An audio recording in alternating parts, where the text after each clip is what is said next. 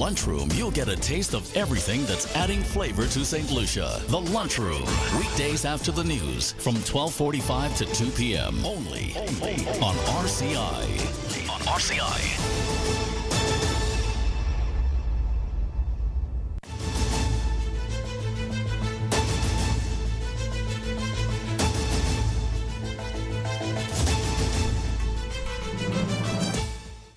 Good afternoon. Welcome to the Lunchroom on Radio Caribbean International.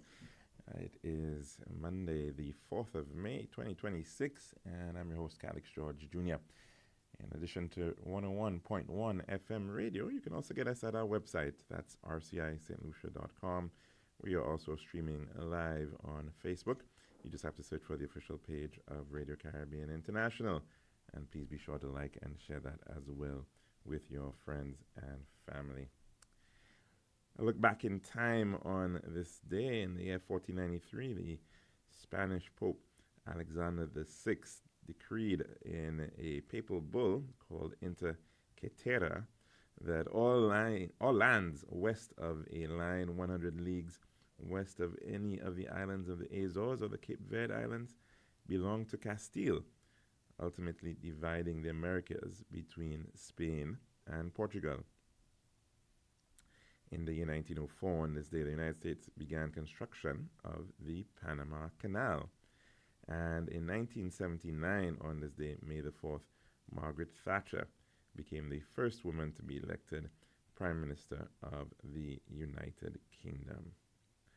We now head across to our dish of the day. Serving now, the Daily Dish. Welcome back to our program here for the Lunchroom on Radio Caribbean International. Of course, it's back to a working day here in St. Lucia after a long weekend. And most St. Lucians had Friday off as a result of Labor Day being marked here in St. Lucia. Now, of course, it was also the kickoff of the St. Lucia Jazz and Arts Festival when we last spoke, and I was on Thursday, and it happened at the Mindu Phillip Park. It was quite a large turnout last year. I think last year was a record-breaking year for that event, and it would appear, according to organizers, that this year seems to have in fact even surpassed that year with another record-breaking year in terms of persons coming and patronizing the event. Of course, it is a bit of a mix of different genres of music and everything from country to calypso and soca and dancehall, reggae, as well as bouillon. And of course, we in fact did end the night with that type of music being put on by Dominican artist Asa Banton. The festival did continue with a number of different fringe events over the weekend, and on Friday, Choiseul, taking the stage in terms of its community festival.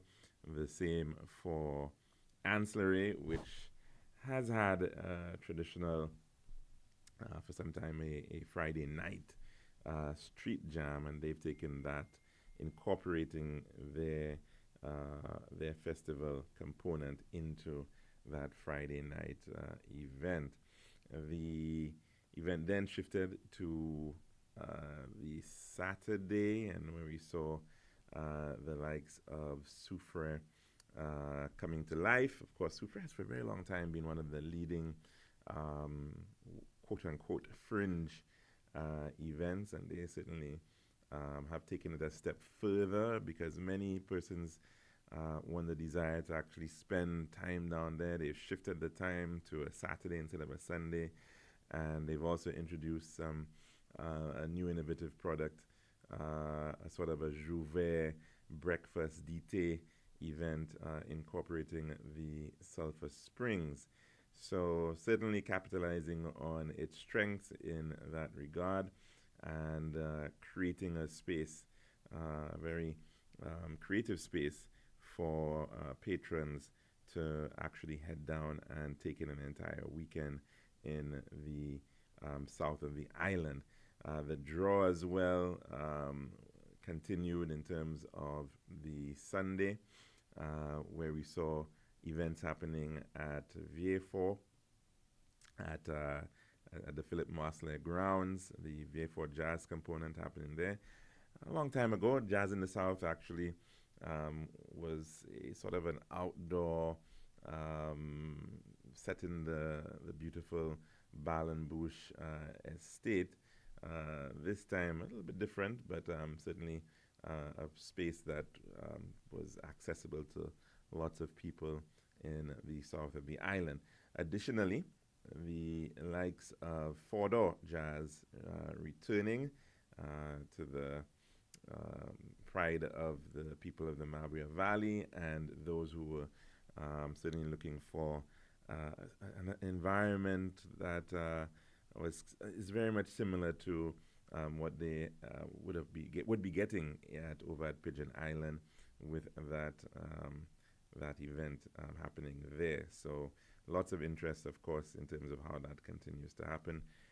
Four-door being in a pretty good location, halfway between the north of the island and the south of the island, being able to have the best of both worlds in terms of attracting clientele and patrons from across the island. And in addition to that, there was also the event up at Chasse Barbano Rainforest Jazz happening in the community of Font-Assor.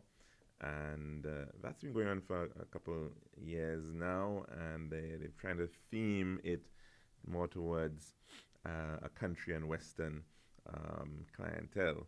And so certainly showing that the Jazz and Arts Festival very, very,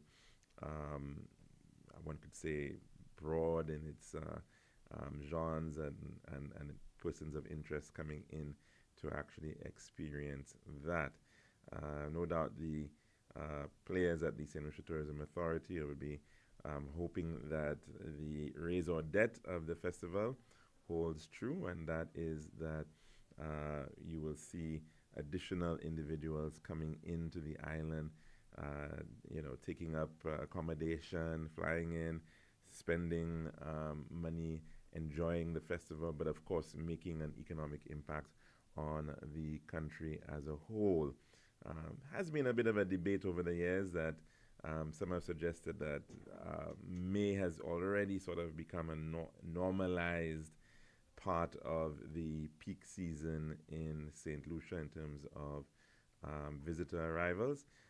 But it also does show the strength of the destination at this point, where you're seeing relatively high numbers pretty much for most of the year. The only real period where you would see a significant drop in arrival figures somewhere between August and October, August, September, October.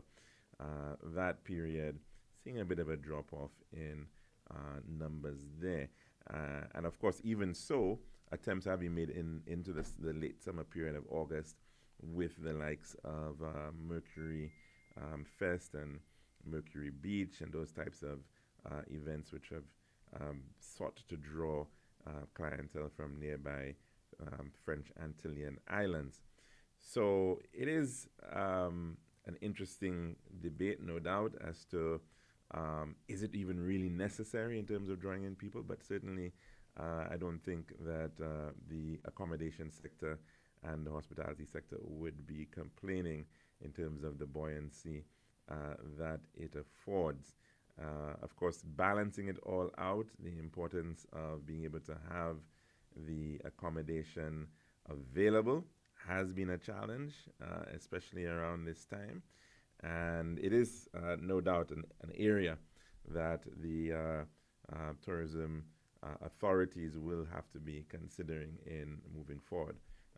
We have and are hearing about a number of hotel development projects in the pipeline at different stages of development, but certainly, especially at a time like this, those rooms are unfortunately not yet in play, and to the chagrin of a lot of people who'll be looking for accommodation around this time. Of course, the festival now moves into its main week of events, the arts component, also breathing life into the city and into new spaces in VA4, for example.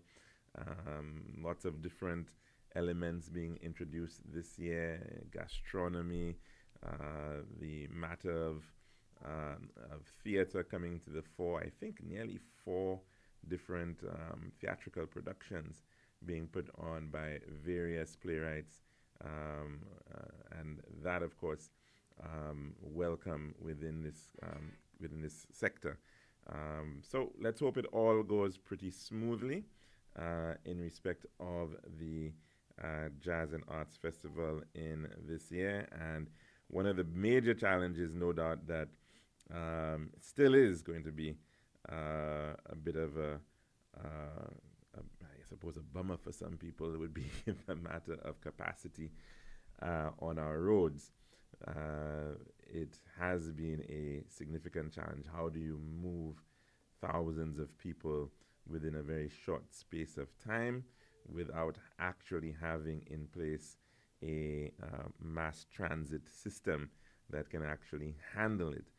And that is, of course, the significant challenge of St. Lucia Jazz, and really having any major festival of this nature, but especially in the case of jazz, given the location of main stage jazz in the north of the island, sort of situation where it really is one road in, one road out, and trying to balance that is something that is quite challenging sometimes for some patrons. Albeit, yes, some may argue it's a cool walk, maybe 10-15 minutes, and you can get to your vehicle, but perhaps not everybody so capable of doing so. And so striking that balance again in terms of accessibility for those who certainly need it is, and certainly does have to be part of that measure.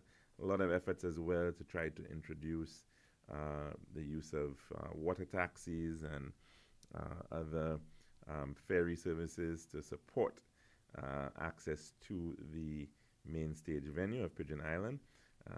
But of course, that too has some of its limitations in terms of the availability of vessels to be able to support that movement of certainly thousands of people on the respective jazz nights. So of course, the critical message at this point was certainly to bear patience. You may want to consider not necessarily wearing something like heels, and maybe even wearing something very comfortable for walking and for that purpose. So we certainly hope that it all goes pretty smoothly, and it really does call for an all-of-country approach in this regard, because it is something that is to the benefit of the country on a whole, of course, with the disturbance and disruption in some degree for some others, but we have to work with making it happen. That's our dish of the day. When we come back, we will, of course, open up the lines to take in your calls. This has been The Daily Dish.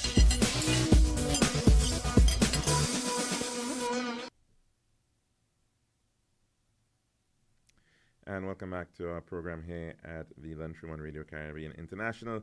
The number to call in to tell us what's on your plate today, it is 4523046, 4523046, and you can also reach us at our our WhatsApp number. That is 284 6001. 284 6001. And we've been discussing the St. Lucia Jazz and Arts Festival, which of course is happening. We're in the throes of it right now.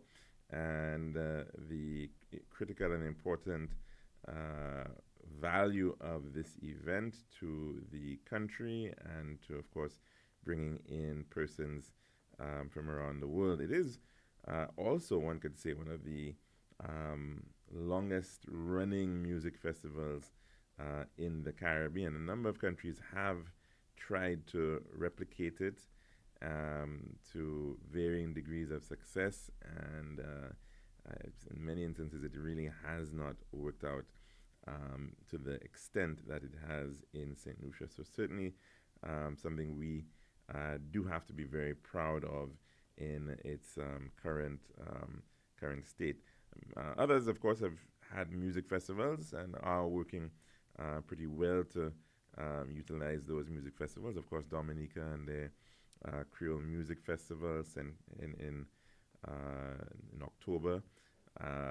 The likes of St. Kitts and Nevis with their music festival somewhere around June. And of course, most of the countries depending more on their carnival to be able to bring forward the numbers across the summer periods in the most. But it is definitely one of the critical marketing tools that is being utilized by the island in respect of bringing in people. Now, moving a little bit beyond the matter of jazz, there is, of course, a major change that's happening within the world, and that is in respect of the response to climate change, as well as the response to weaning off the dependence that exists on fossil fuels. And the two major reasons, of course, for doing that, one being that the world certainly is using too much fossil fuels, of course, which is having an impact on carbon emissions, which is, of course, leading to global warming and the need and desire to bring that down. But the other side of that blade is to deal with the matter of the exposure and the risk that countries have depending on oil to begin with. And we are experiencing that right now.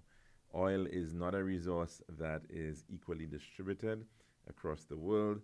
There are some countries that have plenty of it and some countries that have absolutely none of it.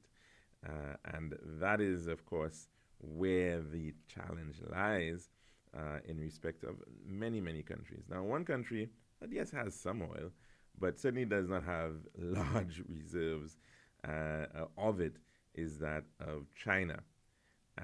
We've seen in many instances, especially in Asian countries, this has been a bit of a conundrum.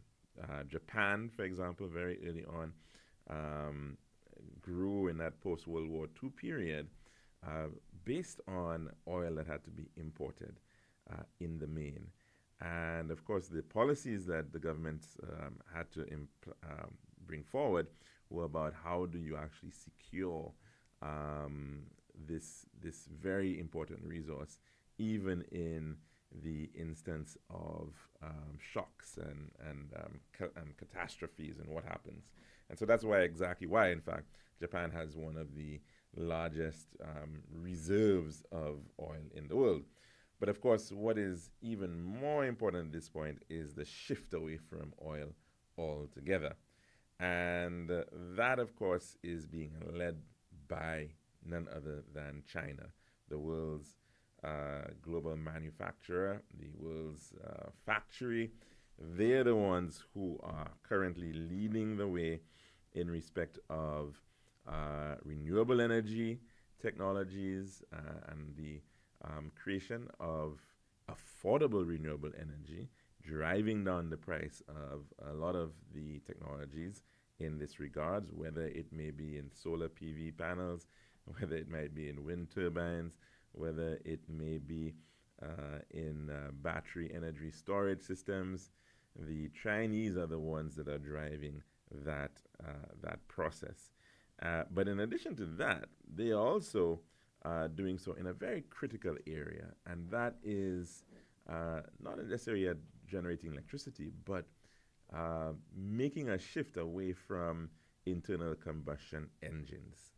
And the model that we've been running for pretty much almost 100 years is the internal combustion engine, and the use of fuel going into this engine, and through a very inefficient process, pushing out maybe about 30% of the actual energy that is put in, and that drives our vehicles. And it's also, of course, a major contributor to the challenge that we have in respect of carbon emissions. Now, China is approaching it in a different area. One, of course, the big push, you've got to reduce the number of cars on the road to begin with. And they've been able to do so by significant investments because, of course, of the size and scale of the country. They have made tremendous effort at mass transit systems. So by far the world leader in high-speed rail, the most kilometers of rail line, high-speed rail in the world, it is China.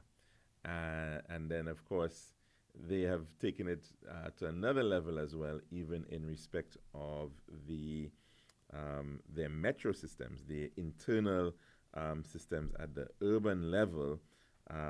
They too are leading the way by a long shot.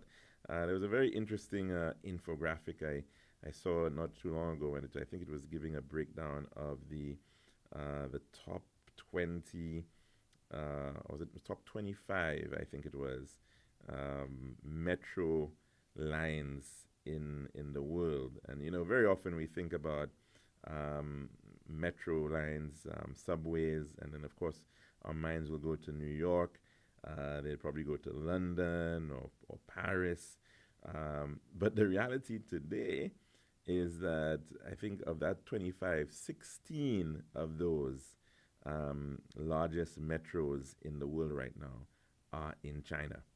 So they are definitely about finding more efficient ways of being able to move people around more effectively. And they've certainly been investing in that in a tremendous way. But it, of course, goes beyond that. Even that may be the case, and you make good investments in mass rapid transit and high-speed rail.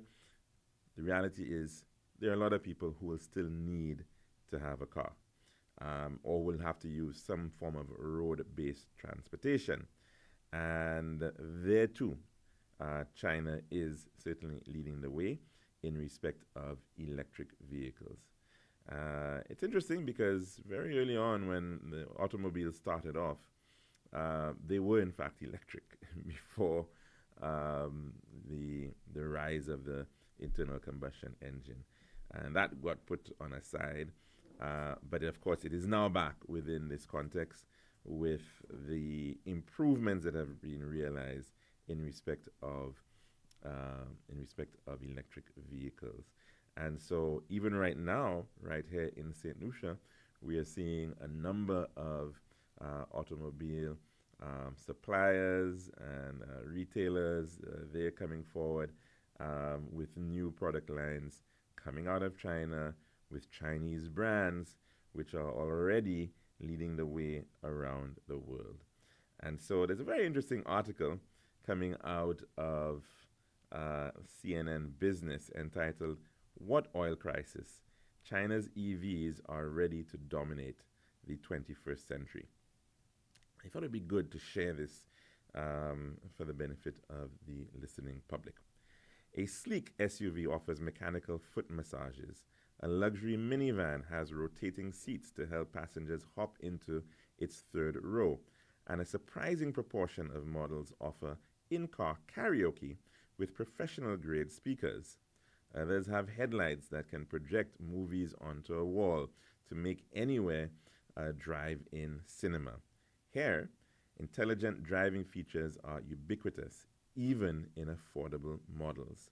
To many consumers peering in from the outside, the options in China, on display in Beijing this week at the world's largest auto show, seem like a dream. But to some automakers and politicians around the world, they're an existential threat. Chinese car makers are cranking out their offerings at a large scale and a comparatively low price. And there's another major sell. While oil and gas costs skyrocket due to the Iran war, the vast majority of these cars are electric or hybrid. The contrast with the US has never been as stark. Washington last year rolled back support for EVs in favor of gas guzzlers, and it has effectively barred Chinese cars from entering the market, citing a need to protect national security and local industry. With US President Donald Trump expected in China in mid-May for talks with leader Xi Jinping, the country's EV makers are also eyeing another frontier, watching whether growing global demand for EVs will help them pry open the door to the US market. Regardless, the intended message from the 70 football field size showcase is clear. China is relentlessly moving forward with the technology it believes will win the 21st century. And China's top car makers and Beijing are betting big that the rest of the world will choose their vision of an electric future rather than one still tied to the gas pump.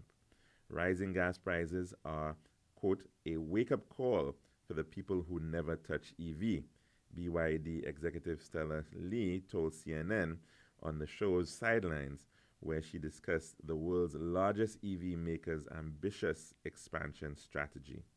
Quote, when you jump to the electric car, you never walk back to switch to the gas vehicle. By a wide margin, the country has the world's largest EV market.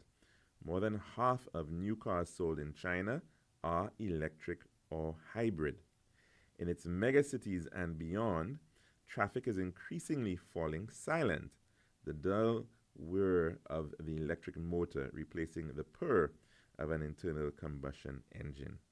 But its industry titans are also locked in a knockdown, drag-out fight for market share, with brutal price wars and competition in a crowded home market, deflating profits and stymieing growth.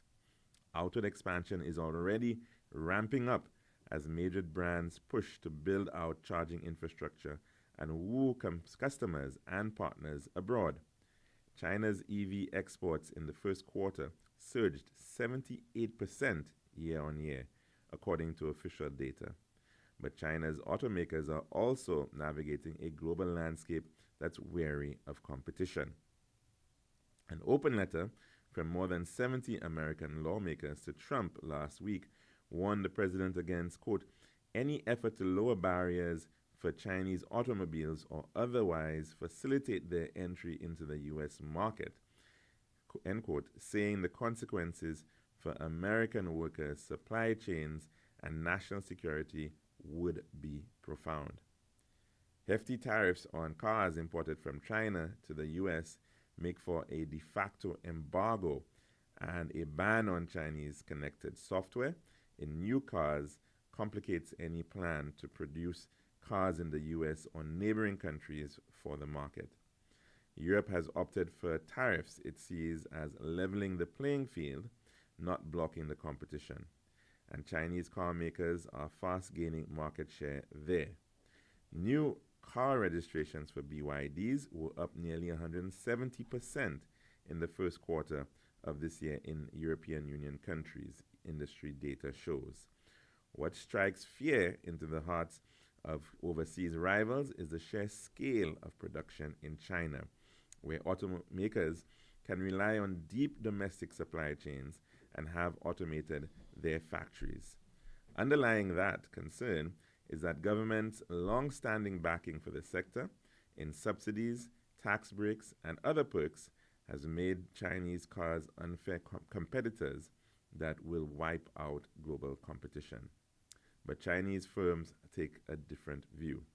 BYD's Li described to CNN her view that America's strength comes down to its ability to attract the most intelligent companies and most talented people from around the world to compete. Quote, once you become a protected market, then you will lose this advantage. You will make the country weaker, she said.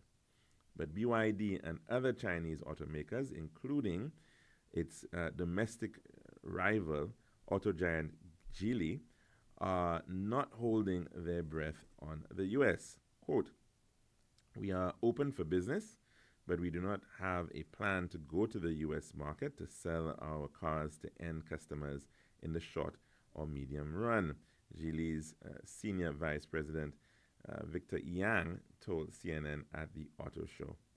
Outside the U.S., Yang, whose company has ventures in a handful of countries, including Brazil, South Korea, and the United Kingdom, sees this push as a win-win. Quote, the best from China's electrification, smartification practices can be shared with partners in other parts of the world so that customers can finally benefit from the growth of the technology as a whole, he said. Tech transfer from Chinese auto firms to foreign peers is an abrupt reversal from a situation just decades ago when it was Chinese automakers relying on joint ventures with foreign brands in their market for know-how. Now, much in the way that Ford and the assembly line came to symbolize American ingenuity of the 20th century, China's EV sector and its heavily automated production have become emblematic of China's rise as a tech powerhouse in the 21st. Global success for China's EV makers could offer Beijing a new lever of soft power at a time when the country is trying to position itself as an alternative global leader to the US. And the over 2-month-long global oil shock also underscores what Beijing sees as a merit in its chosen path. China's EVs fit into the government's broader, years-long push to reduce reliance on oil and gas and electrify its economy, including with renewable energy. It's a strategy that appears to have served the world's second-largest economy well in the current crunch. China's fleet of electric and hybrid vehicles has reduced national oil demand by more than 1 million barrels per day, according to a 2025 study by the Rhodium Group. But a lap through the halls of the Beijing Auto Show makes it clear that Chinese brands don't see their race as one that's simply about fuel efficiency. Instead, it's one about tech. And just as US firms like Tesla and Waymo are building out a future where fleets of autonomous cars shuffle people through their daily commutes and lives, their Chinese rivals, car makers like Xpeng, Geely, BYD, and tech firms like Baidu, Huawei, and Pony.ai are building out their own tech ecosystems to do the same. And there too, Chinese firms are confident in they can compete. And that story coming out of CNN Business from just 2 days ago. What oil crisis? China's EVs are ready to dominate the 21st century. Now, we're due to take in a break for our weather report, so we're going to take it in at this time, and then we'll come back in just a bit. Girl, I've been so stressed searching for the perfect tiles to complete my home. Really? Yeah, it's always the same white, beige, and gray tiles with these tile stores. Like they're all buying from the same place. You're the design expert. Help me, please. I'm fed up. What are you looking for? Something different. Something that says Caribbean beauty and suits my personality. Something vibrant and classy with a little razzle-dazzle. Okay, Ms. Razzle Dazzle, I know just the place. Island Style Tile and Bath, they're my number one store for everything tile. And with their new In Living Color collection, you'll find the most gorgeous styles to give you that splash of Caribbean flair you're looking for. That sounds perfect. I'll even take you myself and throw in a free design consultation. I'll never say no to that, sis. I can't afford you anyway. Visit our Island Style showrooms in Castries, Rodney Bay, and View Fort, or call 450-452 or 453 Tile. We'll help bring your vision to life in living color. This is Radio Caribbean International. It's now time for the weather news.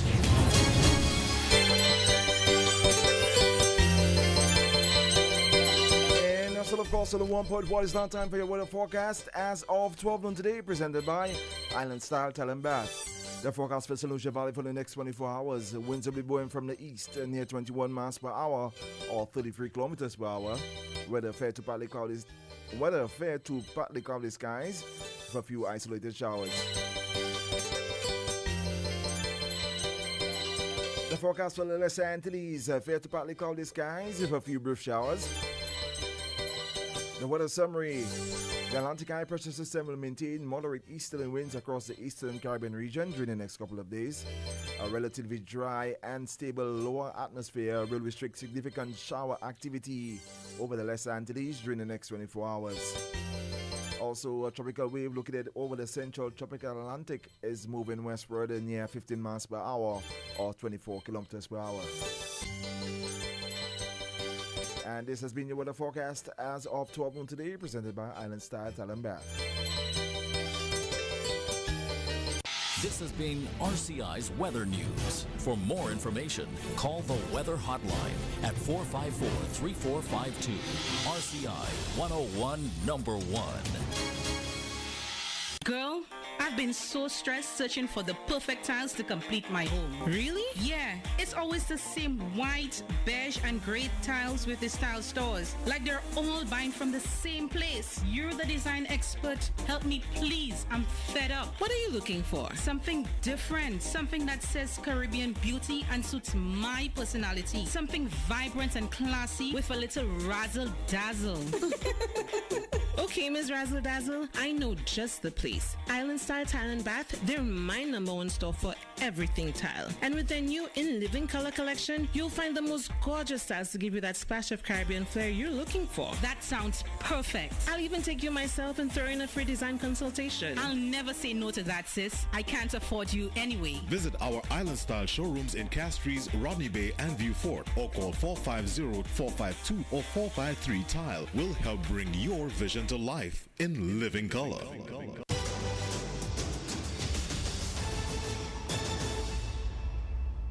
Welcome back to the lunchroom here at Radio Caribbean International. Of course, the number to call in to tell us what's on your plate today, it is 452 3046 452 3046. That's our main number here. But you also have the option of calling in via our WhatsApp number, and that number is 284 6001. Again, 284 6001. And we were just taking in that article on the matter of that shift that is happening globally, and certainly with China leading the way in respect of EVs, electric vehicles. A number of countries have already taken decisions to, in fact, eventually phase out internal combustion engine vehicles on the road. Now, of course, European countries, I think, leading the way in many regards in respect of that, has been pushed back in some quarters, with some suggesting that it is going to have that the economy needs a little bit more time to be able to make those shifts and adjustments. They are, in fact, still, however, seeing a tremendous shift nonetheless. And, of course, you heard in the case of China, they're leading the way, and you'd expect that because they are, in fact, the world's largest manufacturers right about now. And we're seeing the war of protectionism at play in respect of the U.S. and, of course, even in places like Europe. The challenge, of course, in part having to do with confidence in a new product, in making a shift, and many may still be skeptical about the product that they may be getting, a new brand, and they definitely want to be able to see how it pans out. Some countries have been taking a significant plunge in respect of even their public transport systems, in bringing on board electric vehicles, electric buses into that sector. That is seeming to be pretty successful in many places. Barbados, for example, went that way. I believe Jamaica also heading in that direction, and certainly something to consider, given that the island is looking at its public transport sector. Is there an opportunity to, in tandem, improve the sector while greening it and making it more attractive and efficient in that regard? Of course, at the end of the day, people will be looking at the bottom line. They'll be looking at the cost of operations. And in the case of vehicles, it's not always very obvious, because you can look at the upfront cost of a vehicle and you will get some sense of what it's going to cost you to just purchase that vehicle outright. But in really making a good assessment of it, you certainly have to look at the entire life cycle cost of running that vehicle, and of course, therefore, the aspects of the fuel costs or charging costs, as well as maintenance costs, have to be factored in to that. And so many, in fact, will tell you that, especially given the cost of fuel, that you are finding it more cost effective to actually run EVs, in terms of the cost, how much you would spend on fuel versus how much you would spend charging it. And so that of course is one of the major drivers, that in fact it is not just good for the environment, but it actually in the long run will save you, albeit quite often the price of an EV tends to be higher. Now we are seeing, of course, that coming down, and of course China leading the way in that regard, but not just offering a more efficient vehicle, but also the whole idea of the add-ons, the entire luxury experience that you can actually get in respect of what you're buying in the vehicle. So it is certainly one of the areas that we still have a lot of catching up to do right here in St. Lucia. And the numbers of vehicles on the road, sometimes pretty astounding when we hear about 90,000 vehicles on the road. And of course, that's an accumulation over a very long time. People tend to keep their vehicles longer here in St. Lucia and in the small islands, of course, because just the financing systems are different, as well as the costs are higher in bringing them in, so you've got to run them longer. All of that factored in. And so the question, how long will it really take in the case of a St. Lucia to, in fact, shift your fleet, your national fleet of all those vehicles that are on our roads, pretty much almost to the point where they're all being, or they're running on an EV battery instead. All right. Now, that, of course, has some of its limitations, and we do know that in some instances, things like tractors and large pieces of equipment probably still going to be running on diesel for some time to come. But the average household car, maybe the average bus, how long is it going to take that to be able to change? Especially when we have a situation where we are still importing lots and lots of internal combustion engine vehicles into the country, and the uptick on electric vehicles still not anywhere near that of places like Europe, places like China, and even of course the United States. If of course we were to depend on U.S.-made EVs, you would very quickly realize that the pricing would be very, very ominous.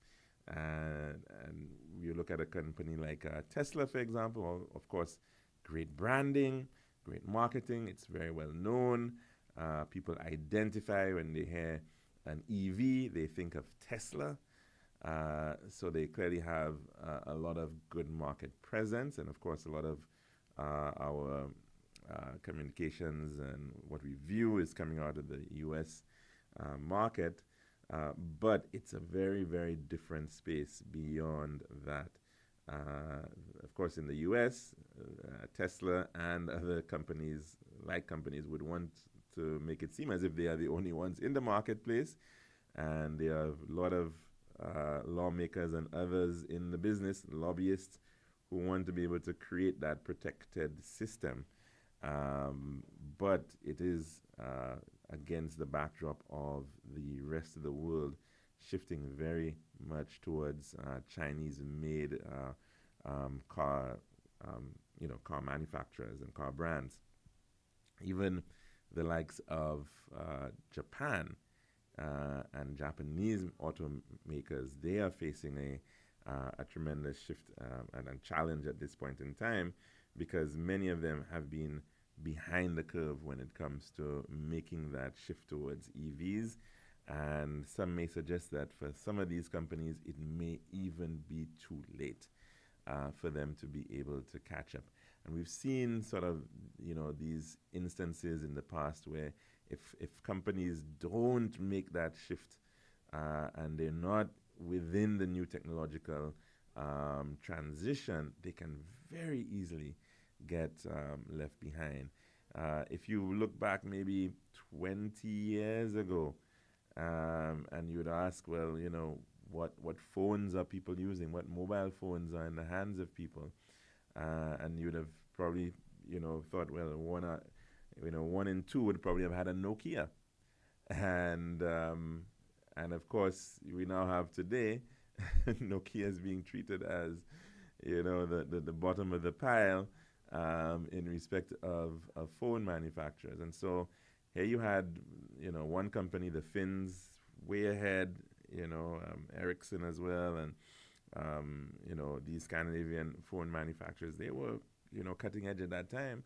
But then you had a significant shift in terms of some of the technological, applications, in terms of smartphones becoming more prevalent, and companies were able to then bridge that gap. Of course, one of the leading ones today, as we know it, the Korean manufacturer Samsung in the main, but also Chinese companies coming in and taking in that space as well in phone manufacturing. Huawei, a good example of just that, and showing their domestic strength in terms of their own market, and utilizing that as a means to gain market share in other countries. So it is clear that if you don't keep up, you can end up in a situation where you would be completely forgotten. And that has been the fate, really, of a number of companies. And you may very well find ourselves, and Japanese manufacturers may find themselves in that situation soon enough, where they have simply, have to give it up, or maybe be bought out or by other players and other companies.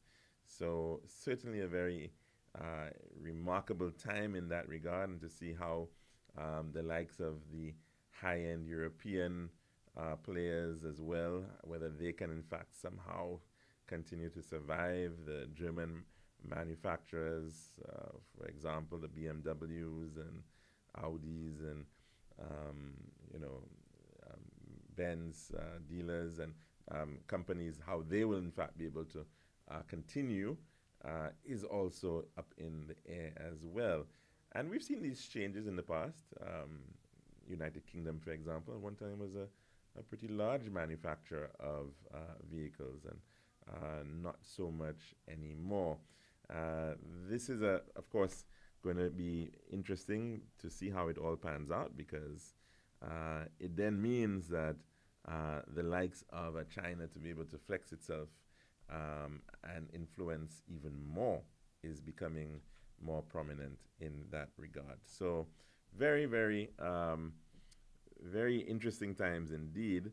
And of course, with President Trump heading in that direction very soon this month, one can only imagine the question of who has the edge, who will be able to actually make major demands. We've seen Trump and his efforts at this time have been pretty brutal towards China in particular, and he's been playing his tariff wars, and in some instances many countries have decided to go on their own in respect of that. So definitely the push towards EVs is happening. While it is happening as well, the risk that countries like St. Lucia now face is that we are also experiencing the impact of dumping, as a lot of other countries now have to get rid of their ICE vehicles, their internal combustion engine vehicles. They're looking for other markets where they can put these mostly used vehicles into the hands of other people, and that is, of course, something that we may very well see as more of an inducement to keep the old technologies running for even longer in the case of St. Lucia. So as to how that all will pan out for our benefit is still up in the air, but especially as a country that is a visitor-oriented space where we want to be portraying our island as paradise, as having nice clean air. Something we often don't think about is the impact of the vehicle on the environment. Of course, from the perspective of the operation of that vehicle, the fumes that impact our air, as well as indoor air quality, when gas stations may be close to other businesses and buildings, and of course what that does for pollution on our roads. It's certainly something to consider. The noise implications as well that come with these vehicles and their operations. And the other challenge that we have is that, what happens with the vehicles once they are effectively decommissioned or condemned, and or we see the issue of roadside stockpiling of vehicles and causing for rather unsightly situations, but even more so very difficult driving considerations as well. Some may argue even that could potentially run the risk of happening in respect of electric vehicles, especially vehicles where the technology is so complex in some instances. Do you have, if your headlights get damaged, is the vehicle going to be considered a write-off because it's going to be so expensive to fix a particular component? So there is that other risk as well, which one has to be mindful of in this regard. So everything has some level of risk, and can they be, are they adequately less than what is currently in play in respect of what we have right now on our roads? So a lot to consider in respect of this shift. And I know lots of people out there think that we're moving a little too slow in respect of electric vehicles. There'll be some who will still be thinking, you know what, I'm pretty fine with it. And there are others, of course, who are saying it's not, certainly should not be simply about the argument of replacing every internal combustion engine vehicle with another electric vehicle.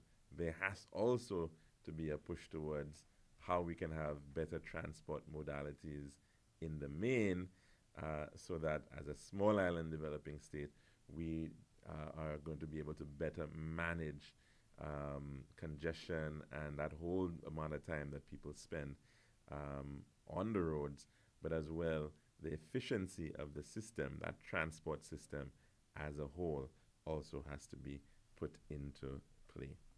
That's our program here today at the Lunchroom on Radio Caribbean International. And of course, we'll be back again tomorrow, God willing, for another one. And we do hope that you can join us for that. I'm your host, Alex George Jr., saying goodbye.